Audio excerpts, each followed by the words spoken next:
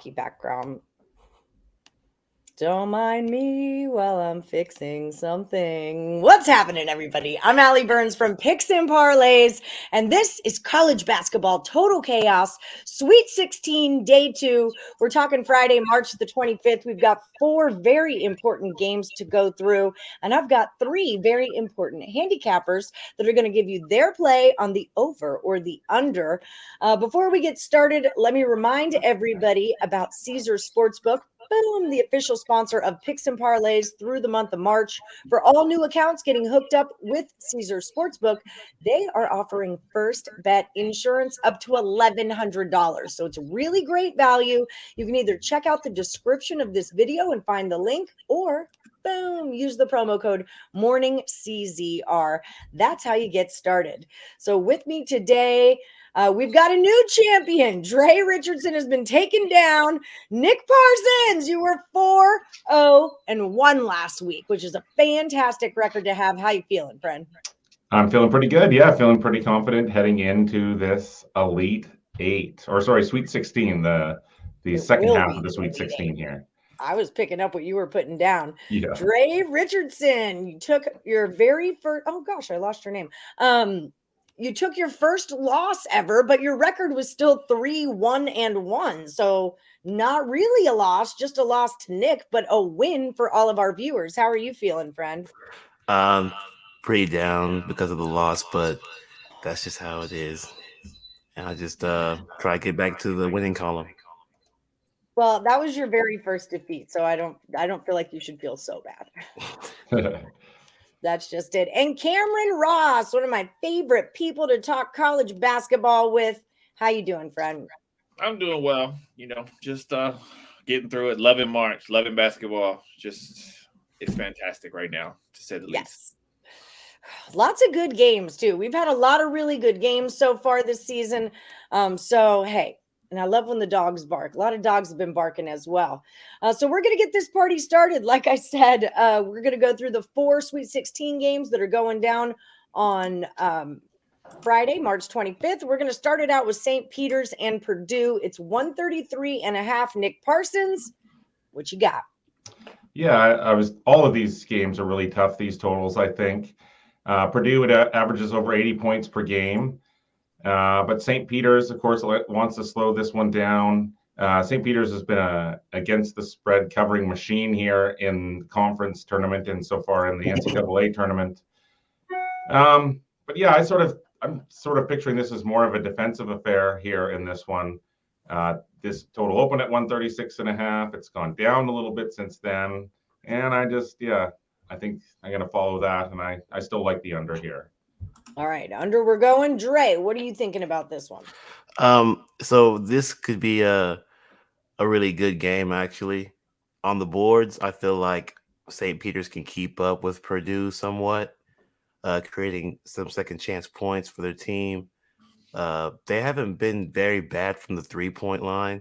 And I think that Purdue showed us last game that they do struggle with defending the 3-point line. I don't think St. Peter's can upset this team, but I do think they can score about 62, 63 points. But Purdue's probably going to score like 77, 78. So I'm going to go over this total. Over we go. Okay. Yeah, Purdue's got to get it together. They came real close to a loss with that TCU matchup. Cam, what do you think about 133.5, over or under? Yeah, I'm going to go with the over. I think St. Peter's, they can score enough. I think they would have scored more against Murray State, but Murray State, couldn't throw the ball in the road. Purdue can score. They can score. They're going to score. Zach Edey in the middle, he's huge, and he's going to supply second chance points. St. Peter's is going to have to turn it into a dogfight. They're going to have to make shots. I think Purdue could score 80 points, 75, 80 points. And that leaves just a smaller number for St. Peter's. I'm going to go over. All right, over we go. Up next, we're talking Providence taking on Kansas.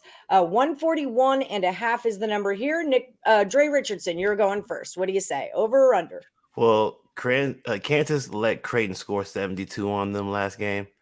and I think Providence is the better offense of those two conference teams. Kansas has been putting up numbers against defensive teams. They're in a tough conference all season with a lot of good defenses like Texas Tech, and so I feel like they can definitely put points on this Providence team. Providence isn't bad in the scoring department, and should be able to keep up with Kansas on the boards as well, creating more shot opportunities. And I'm going to go over this total as well. All right, Cam, agree or disagree with that over? Yeah, I agree. You know, we talked about Providence earlier. I think Providence is going to come out wanting to play in this game. They've been disrespected. You know, they're 27-5. They were the top team in the Big East in the regular season. This isn't a bad team. Kansas is a really good team, but the last 5 games, the least amount of points Kansas has scored is 74. So I expect them to keep scoring, keep running it up. I think this game is going to be close enough for Providence to cover down the stretch. So in my head, that's going to lead to free throws with the clock stopped. I think this one's going to go over. Okay. And Nick Parsons, what do you think about it?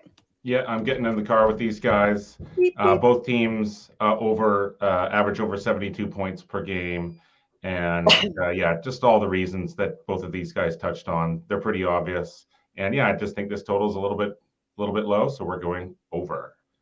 All right. I'm with you guys on this one. I think Providence is going to run and gun. Cam and I did a free pick video on it earlier. He likes Providence plus the 7. Let's go Friars. Let's go Friars. Get them.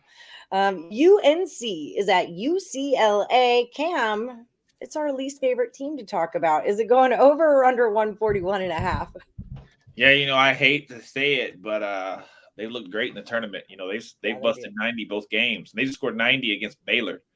And to me, Baylor's better than this UCLA team. UCLA was kind of lackluster with their offense, but they erupted their last game. They scored 72 on St. Mary's. These are 2 elite teams, 2 really, really good teams. I think both teams are going to score again. Both teams average in the mid to upper 70s. North Carolina gives up 75 a game. UCLA only gives up 55 a game, but this North Carolina team is better than a lot of teams they played. I think I'm going to stick with my train, and I think this one's going to go over too.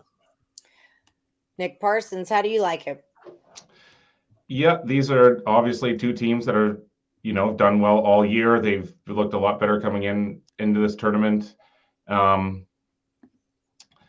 I'm going to sort of go contrarian here, I think. I'm going to go under in this one. I just expect a complete battle here. UCLA has the size down low. I think this number is just a little bit too high. I'm going under. You know, for me, like it looks lower than what, like Cam's explanation makes it feel like it should be higher, and 141 just kind of looks low to me. So I'm with you on this kind of going under just because the line looks a little funny. Dre Richardson, you're wearing the gear, man. What's your team going to do? Is it over or under the 141.5?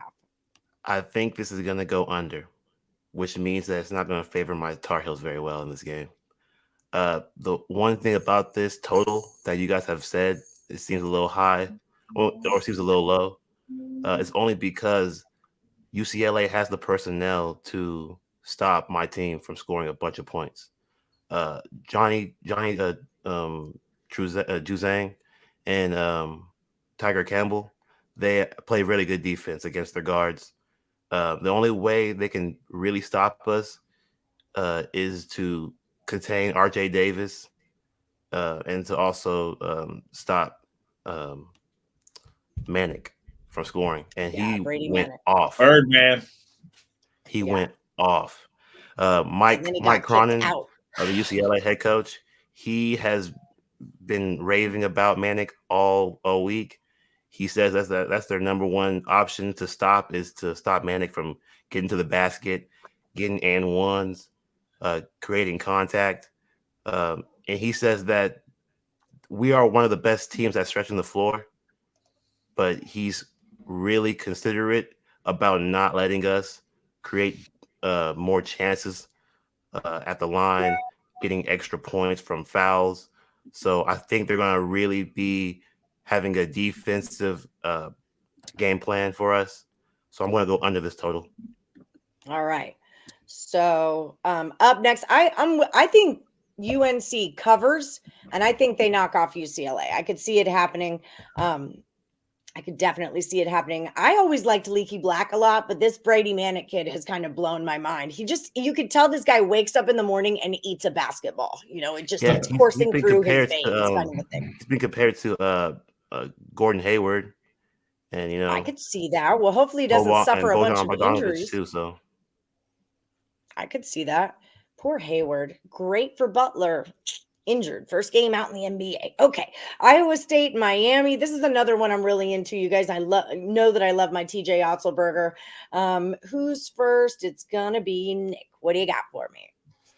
Well, this is an interesting one, and I'm sort of basing it, I don't know, not really on statistics here, but just take a look at these. Iowa State, its conference tournament so far, and the 2 games that it's played so far in the NCAA tournament, every single game has gone under. Miami, Florida, it's 2 games that it's played so far in the NCAA tournament. Both have gone under. I think that's helped in driving this number just a little bit too low. I'm going over in this one. I don't hate it. What do you think about it, Cam? Yeah, I agree with him. I think, it's a 10 and 11 playing against each other. Neither one of these teams is supposed to be here. They're both playing with big chips on their shoulder. Miami just scored 79 on Auburn. Yeah.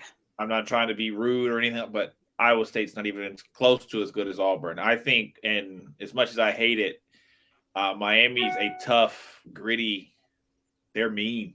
They play hard. They play for 40 minutes. They run and run and run and run, and that's what works for them. I think I agree with what he said. I think this one's just drifted down a little too low, and I think this one will get over. It's kind of like one of those auto unders we talk about with Virginia, just Iowa State auto under. Yeah. The bookmakers know about it. Dre, what do you think? Are we agreeing or are you going the other way? I'm disagreeing with everyone on this one. I'm going to go under simply because Iowa State has been defending pretty well. They held a good Wisconsin team under 60 points. I think this is going to be a really tight game. Both teams know they aren't supposed to be here. So they're going to take this very seriously, and could be a very slow, drawn-out game. Iowa State's gone over this total the last 2 games, showing the defense is the strategy to pull off this upsets.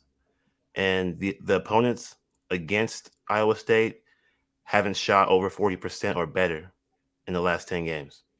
And that's one thing Miami prides itself on is their 3-point shooting. They got a lot of guys shooting threes. Even their big men are trying to shoot threes from the corner. And I just don't think it's going to work out well for them. I actually do lean Iowa State in this game as well. But I'm going to go under. All right. I like to hear that. TJ Otzelberger was the coach of UNLV last year. So for anyone who doesn't know, so he's a first-year head coach. And then Tommy Lloyd at Arizona is a first year also. And isn't there one more in the Sweet 16 who's a first year? I swear there is. I know. Isn't this what's his name's first year at Texas Tech? Yes. He was the assistant coach to Chris Beard. Mark Adams is his name. Yeah. Mark Adams. But Tommy, he's been head coach 1A for 80 years at Gonzaga, it seemed like. Yeah. Oh, I love what Arizona's doing right now. I just hope that Houston can hold on. Y'all know that's my squad. I got a tough day today. Today's Thursday. It's going to be a rough day. All right, so let's do a little bit of recapping, but I want to give the cappers a chance. I want to give the viewers a chance to get to know the cappers. Nick Parsons at the Insiders Room. I had a great time with the guys from the Insiders Room when they were here in Vegas last week for our meet and greet. So much fun. What can the viewers expect to find if they're looking for your premium plays over at picksandparlays.net? Well, we're talking about the tournament here, of course, but the tournament is now almost over, and that means that baseball takes center stage. We finished 32 winners over the 500 mark last year. We like to play baseball every single day, so check out the Insiders Room at picksandparlays.net. Beautiful. Cam Ross, what are you going to be doing after basketball season? Crying. I'll be in the fetal position. I'll just be so sad. I'll be in my new house just crying. No, I said this earlier too. We do a lot of baseball as well. The city that I live in, as you all know, did well in baseball last year. No, we'll have lots and lots of baseball, but right now it's just full throttle basketball. And that's what the weekends are full of, because, the NIT and all that, they're coming to an end. But it's nothing but basketball right now for us.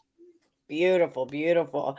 If you guys are looking for their premium plays, Cam Ross and Nick Parsons, you can find Nick under the Insiders Room, or Cameron Ross. Check out their best bets at picksandparlays.net and use the promo code MAX. It's going to save you 20% off all their packages. You could do a 1 bet, 3 bets, a week-long subscription, month-long, year-long. Lots of great stuff over at picksandparlays.net. You don't have to look far to find either one of these guys. They're always right at the top of the leaderboards when you type in picksandparlays.net, or you could get both of their packages, smush them together, save 20% on that. What you think about that?